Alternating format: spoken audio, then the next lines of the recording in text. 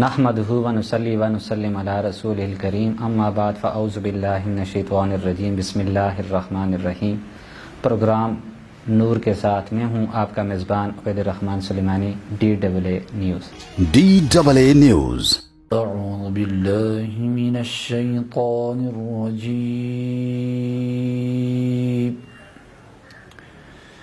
بسم اللہ الرحمن الرحیم۔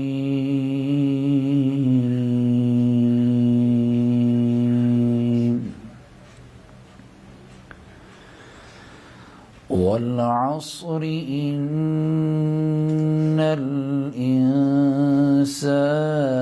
لفی خسر إلا الذين آمنوا وعملوا الصالحات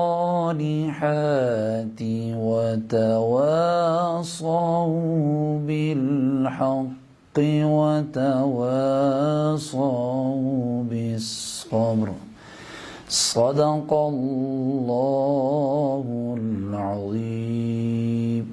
نعت رسول مقبول صلی اللہ علیہ وآلہ وسلم پیش کرنے کے لیے ہمارے ساتھ موجود ہیں بلبل باغ مدینہ جناب عبید رضا قادری صاحب۔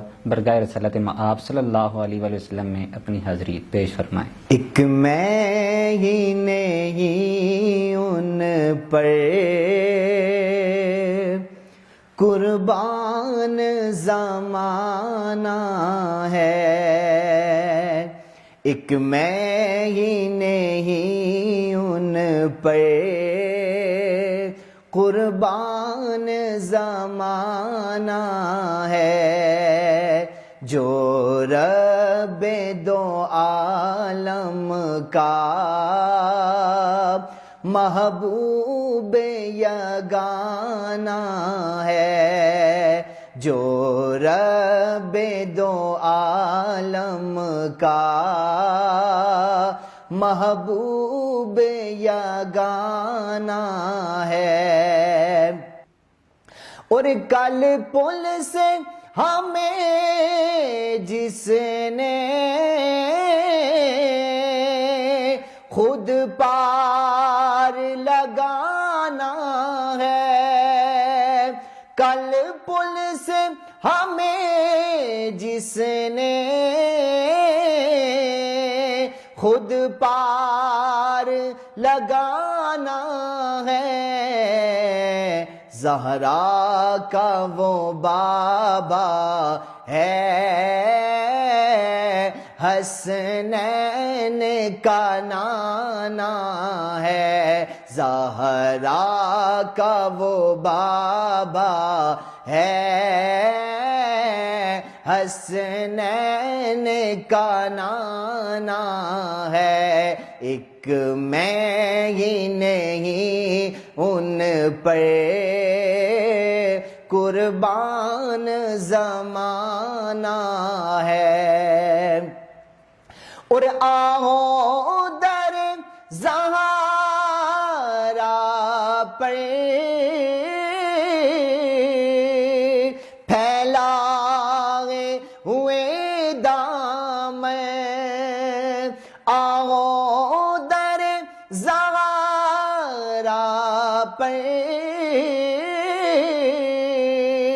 پھیلائے ہوئے دامن، یہ نسل کریموں کی لجپال گھرانہ ہے، یہ نسل کریموں کی لجپال گھرانہ ہے، ایک میں ہی نہیں ان پر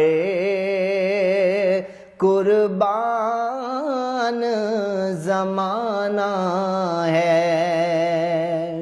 آج کا ہمارا پروگرام جو نور ٹرانسمیشن ہے اس میں ہمارے ساتھ جو مہمان موجود ہیں ان کا آپ کے ساتھ تعارف کرواتا چلوں۔ سب سے پہلے حضرت علامہ مولانا قاری عبدالباسط میروی صاحب جو کہ فاضل ہیں جامعہ سیفیہ محمدیہ تقیہ ککول ایبٹ آباد کے۔ ہم آپ کو پروگرام میں خوش آمدید کہتے ہیں، اور اسی طرح ایبٹ آباد کے مشہور و معروف نعت خواں بلبل باغ مدینہ جناب عبیر رضا قادری صاحب، ہم آپ کو پروگرام میں خوش آمدید کہتے ہیں۔ اچھا علامہ عبدالباسط مروی صاحب، ہمیں یہ بتائیے گا کہ رمضان المبارک کا پہلا حشرہ ہے، رحمتوں برکتوں کا حشرہ ہے، اور اس حشرے میں کون سی دعائیں پڑھنا چاہیے؟ بسم اللہ الرحمن الرحیم۔ جی ماہ رمضان المبارک الحمدللہ اپنی لاتعداد برکتوں کے ساتھ طلوع ہو گیا ہے، اور مختلف دعائیں آل ایمان آل محبت اللہ تعالیٰ سے اس ماہ مقدس میں مانگتے ہیں، چونکہ اللہ کے محبوب علیہ السلام کا فرمان ذیشان ہے اولہ رحمت و اوسط مغفرت و آخر عتق من النار۔ اس کا اول عشرہ جو ہے وہ رحمت کا ہے، اور اس میں وہ دعائیں مانگنی چاہیے جن میں اللہ تعالیٰ کی رحمت کو خصوصیت کے ساتھ مانگا جائے۔ ایک معروف اور مسنون دعا ہے رب اغفر ورحم وانت ارحم الراحمین یا وانت خیر الراحمین، یہ دعا اکثر مانگنی چاہیے۔ اچھا مروی صاحب، رمضان المبارک میں کافی لوگ ہمیں تلاوت کرنے والے نظر آتے ہیں، مسجدوں میں دیکھیں، دکانوں پہ دیکھیں، جہاں پر بھی جاتے ہیں اکثر لوگ ہمیں تلاوت کرتے ہوئے نظر آتے ہیں۔ تو تلاوت قرآن مجید کرنی چاہیے، لیکن قرآن مجید کو ترجمے کے ساتھ پڑھنا زیادہ بہتر ہے، یا اسی طرح جو لوگ عام عوام جس طرح پڑھتی جاتی ہے تو اس طرح پڑھنا زیادہ بہتر ہے؟ ارشاد فرمائیے۔ جی، چونکہ ماہ رمضان المبارک نزول قرآن کا مہینہ ہے، کثرت سے کلام مجید کی تلاوت ویسے بھی کی جاتی ہے، اور ترجمہ کے ساتھ بھی لوگ کوشش کرتے ہیں۔